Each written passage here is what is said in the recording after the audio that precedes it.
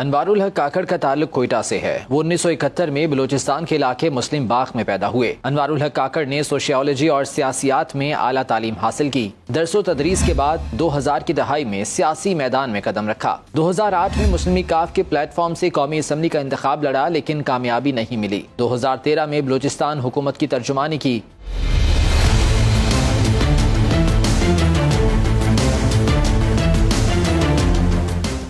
2018 میں آزاد حیثیت میں سینٹ کے رکن منتخب ہوئے۔ بلوچستان عوامی پارٹی کی تشکیل میں انوار الحق کاکڑ کا کلیدی کردار رہا۔ انوار الحق کاکڑ سینٹ کی قائمہ کمیٹی اوورسیز پاکستانیز کے چیئرمین بنے۔ انوار الحق کاکڑ بلوچستان سے منتخب ہونے والے دوسرے نگران وزیر اعظم ہیں۔ اس سے پہلے میر ہزار خان نگران وزیر اعظم رہ چکے ہیں۔